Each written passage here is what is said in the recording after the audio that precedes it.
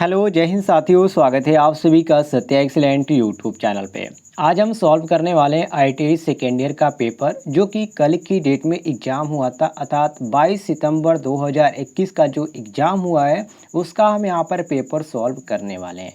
देखिए, यदि ऑफलाइन ये परीक्षाएं होती तो सारे कॉलेजों के स्टूडेंट जो है सभी के पास पेपर होता है और एक एक करके सभी लोग हर एक टीचर से चाहे तो सॉल्व करा लेते हैं। लेकिन ये जो परीक्षा हो रही, सीबीटी हो रही, अर्थात ऑनलाइन एग्जाम हो रही है, तो आईटीआई के जो छात्र हैं यहाँ पर कन्फ्यूजन में पड़ गए हैं और सबको क्वेश्चन याद भी नहीं रहता है कि वो टीचर से जाकर पूछ पाए। लेकिन कुछ छात्र यहाँ पर कॉलेज से गए थे, उनका कहना था कि ये सर ये क्वेश्चन पूछा गया था, इसको आप बता दीजिएगा। तो फाइनली मैं आपको आज इस डेट के अनुसार आपको बताने वाला हूँ कि ITI second year electrician theory में कौन कौन से क्वेश्चन कल की डेट में पूछे गए थे। तो जितने भी छात्र इस वीडियो को पहली बार देख रहे हैं, वीडियो पर लाइक करना न भूलिएगा और चैनल पे नए होंगे तो चैनल को भी सब्सक्राइब कर दीजिएगा। तो चलिए क्वेश्चन सॉल्व करते हैं। पहला क्वेश्चन इसमें पूछा गया था कि यदि मुख्य क्षेत्र का प्रवाह डीसी जनरेटर में विकृत हो जाए तो प्रेरित ईएमएफ पर क्या प्रभाव पड़ता है। साथियों, इस पे प्रभाव पे पूछ रहा है। तो देखिए, जो प्रेरित ईएमएफ होता है, जो इलेक्ट्रोमोटिव फोर्स होता है, वो घट जाता है। जो ऑप्शन में यहाँ पर मैच कर रहा है, हमारा बी ऑप्शन मैच कर रहा है। तो हम क्वेश्चन के अनुसार बी ऑप्शन करेक्ट आंसर मारेंगे। आगे बढ़ते हैं हम अगले क्वेश्चन पे। अगले क्वेश्चन में पूछा गया था कि शॉर्ट और ओपन सर्किट के लिए आर्मेचर वाइंडिंग का परीक्षण करने के लिए किस उपकरण का उपयोग किया जाता है। परीक्षण करने की बात किया जा रहा है। साथियों, परीक्षण करने के लिए हम बाहरी जो ग्राउलर होता है उसका उपयोग करते हैं, जो कि सी ऑप्शन यहाँ पर मैच कर रहा है। सी ऑप्शन करेक्ट आंसर हो जाएगा। आगे बढ़ते हैं हम अगले क्वेश्चन पे, जिसमें पूछा गया था कि डीसी मोटर में करंट की दिशा किस नियम से निर्धारित होती है। दाहिना हाथ पकड़ नियम, या दाहिना हाथ की हथेली का नियम, या फ्लोमिंग के बाएं हाथ का नियम, या फ्लोमिंग के दाहिने हाथ का नियम। तो साथियों, इसमें आपका सही हो जाता है ऑप्शन नंबर डी, जो कि फ्लोमिंग के दाएं हाथ के नियम से डीसी मोटर की करंट की दिशा निर्धारित की जाती है। तो हम डी ऑप्शन करेक्ट आंसर मारेंगे। आगे बढ़ते हैं अगले क्वेश्चन पे। अगले क्वेश्चन में पूछा गया है कि निरंतर गति ड्राइव के लिए किस प्रकार की डीसी मोटर का उपयोग किया जाता है, जैसे कि डीसी श्रेणी मोटर का, या डीसी शंट मोटर का, या differential long shunt compound motor का, या differential short shunt compound motor का। तो साथियों, इसमें आपका सही हो जाता है ऑप्शन नंबर बी, बिल्कुल correct answer DC shunt motor का। बी ऑप्शन हम करेक्ट आंसर मारेंगे। आगे बढ़ते हैं अगले क्वेश्चन पे। अगले क्वेश्चन में पूछा गया है कि कम्यूटेटर क्यों तेज चमक उत्पन्न करता है। रीजन क्या है कम्यूटेटर का तेज चमक उत्पन्न करने का। तो साथियों, इसका सबसे बड़ा होता है जब यहाँ पर चमक उत्पन्न करता है तो ब्रश की जो स्थिति होती है वो गलत स्थिति पर उसको सेट किया गया है, तब वो चमक उत्पन्न करता है, जो कि ऑप्शन में यहाँ पर ए दिया गया है। तो हमारा क्वेश्चन के अनुसार option number A correct answer हो जाता है। आगे बढ़ते हैं अगले क्वेश्चन पे। अगले क्वेश्चन में पूछा गया था कि किस प्रकार की DC armature front pitch Y F और पीछे की पिच जो वाई बी होता है उससे अधिक होता है, जैसे कि लैप वाइंडिंग, या वेव वाइंडिंग, या प्रोग्रेसिव वाइंडिंग, या रिट्रोग्रेसिव वाइंडिंग। तो साथियों, इसमें आपका सही हो जाता है ऑप्शन नंबर डी, बिल्कुल करेक्ट आंसर, जिसको हम रिसिग्रेटिव वाइंडिंग के नाम से जानते हैं, मिला लीजिएगा। आगे बढ़ते हैं अगले क्वेश्चन पे। अगले क्वेश्चन में पूछा गया था कि त्रिकला प्रेरण मोटर में किस गति को तुल्यकालिक गति कहा जाता है। मतलब कि जो प्रेरण मोटर होता है उसकी गति, ठीक है, को पूछ रहा है कि किस समय तुल्यकालिक गति अर्थात सिंक्रोनस गति कहा जाता है। जैसे कि ऑप्शन में दिया गया शून्य भार पर, या फुल लोड स्पीड पर, या यहाँ पर दिए गए चुंबकीय क्षेत्र की गति को घुमाते हुए, और डी ऑप्शन है कि स्टेटर और रोटर के बीच सापेक्ष गति। तो साथियों, इसमें आपका सही हो जाता है ऑप्शन नंबर सी कि चुंबकीय क्षेत्र की गति को घुमाते हुए। सी ऑप्शन हम करेक्ट आंसर मारेंगे। आगे बढ़ते हैं अगले क्वेश्चन पे।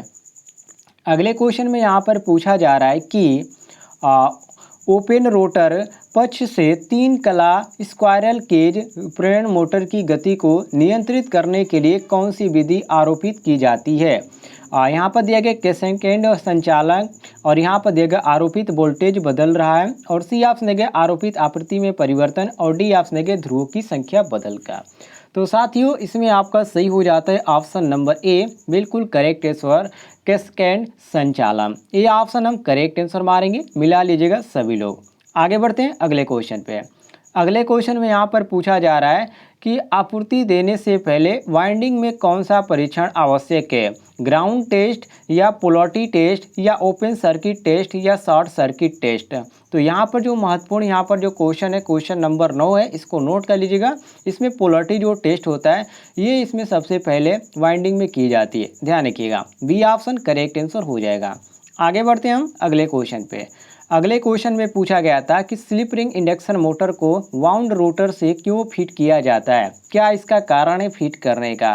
तो साथियों, जो उच्च स्टार्टिंग और जो रनिंग वाला गुण होता है उसको पाने के लिए ऐसा किया जाता है। तो हमारा जो सही हो जाता है option number D correct answer हो जाता है। बाकी आप पढ़ना चाहते हैं तो ऑप्शनों को आप पढ़ सकते हैं वीडियो को स्टॉप कर करके, क्योंकि एग्जाम में जो ज़्यादा कन्फ्यूजन क्रिएट करते हैं वो ऑप्शन ही क्रिएट करते हैं, इसलिए मैं आपसे कह रहा हूँ आप पढ़ लीजिए कीजिए। आगे बढ़ते हैं अगले क्वेश्चन पे। अगले क्वेश्चन में पूछा गया था कि 3 कला प्रेरण मोटर के इंसुलेशन प्रतिरोध को मापने के लिए किस उपकरण का उपयोग किया जाता है, मेगर का या मल्टीमीटर का या शंट टाइप ओम मीटर का या श्रेणी प्रकार ओम मीटर का। तो साथियों, इसमें आपका सही हो जाता है ऑप्शन नंबर ए, जो कि मेगर यहाँ पर दिया गया है। तो हम क्वेश्चन के अनुसार option number A correct answer मारेंगे, सभी लोग रट लीजिएगा।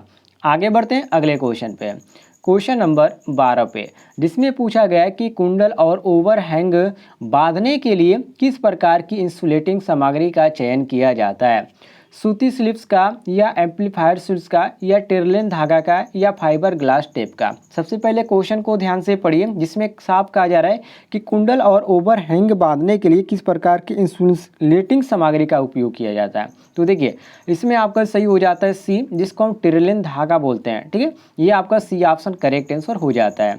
आगे बढ़ते हैं अगले क्वेश्चन पे। अगले क्वेश्चन में यहाँ पर पूछा जा रहा है कि एसी मोटरों में लंबे कार्ड वाइंडिंग न करने का क्या कारण है। मुख्य ये आपका मोस्ट इंपॉर्टेंट क्वेश्चन है, ठीक है, इसको देख लीजिएगा। तो इसमें जो सबसे यहाँ पर इंपॉर्टेंट होता है वो आपका अधिक वाइंडिंग और तार की आवश्यकता, ये सबसे बड़ा इसका रीजन है। तो ये आपका सी ऑप्शन करेक्ट आंसर हो जाता है। आगे बढ़ते हैं अगले क्वेश्चन पे।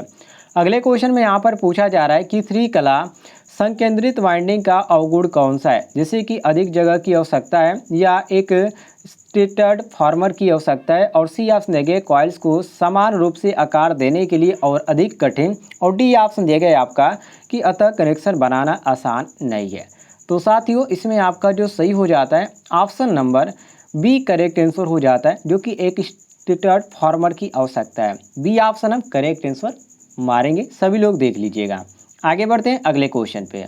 अगले क्वेश्चन में पूछा जा रहा है कि यदि एक कला चलने के दौरान विफल हो जाता है तो 3 कला प्रेरण मोटर का क्या होता है। मोस्ट इंपॉर्टेंट क्वेश्चन है ये। तो देखिए, इसमें आपका पूछा गया था, तो इसका आपका सी ऑप्शन करेक्ट हो जाएगा कि मोटर धीरे धीरे चलती है और आखिरकार जल ही जाती है लास्ट में। तो हमारा सी ऑप्शन करेक्ट आंसर हो जाता है। आगे बढ़ते हैं अगले क्वेश्चन पे।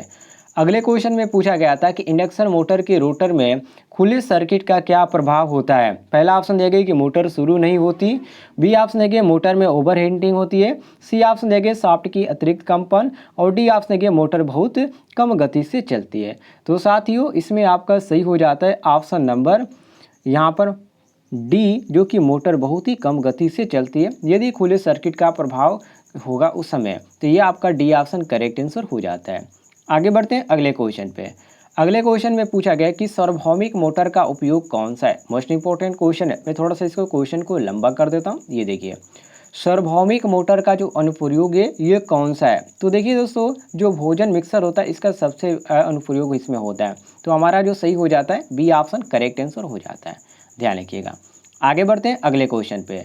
अगले क्वेश्चन में पूछा जा रहा है कि रनिंग वाइंडिंग कोर के निचले भाग में क्यों रखी जाती है, इसका रीजन क्या है। तो साथियों, इसमें आपका सही हो जाता है ऑप्शन नंबर डी, जिसकी उच्च प्रेरण प्राप्त करने के लिए इसमें निचले भाग में रखी जाती है। ये आपका मोस्ट इंपॉर्टेंट क्वेश्चन था और बहुत सारे छात्रों को ये समझ में नहीं आ रहा था, तो लोग ध्यान से देख लीजिएगा।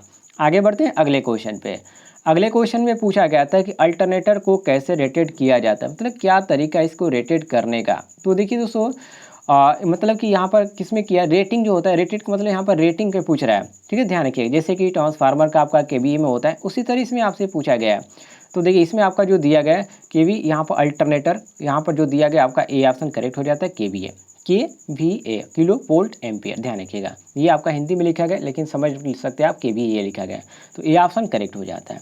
आगे बढ़ते हैं अगले क्वेश्चन पे। अगले क्वेश्चन में पूछा गया कि अल्टरनेटर के रोटर को डीसी प्रदान करने वाले उपकरण का नाम क्या है। उस उपकरण का यहाँ पर नाम पूछा जा रहा है, तो दोस्तों उसको हम बोलते हैं क्या, वो आपको उत्तेजक बोला जाता है, एक्साइटर बोला जाता है, जो कि रोटर में उपकरण का नाम यहाँ पर पूछा गया कि रोटर को डीसी जो प्रदान करने वाला उपकरण है उसको क्या बोलते हैं, तो उसको हम एक्साइटर के नाम से जानते हैं। ये ऑप्शन करेक्ट आंसर हो जाता है।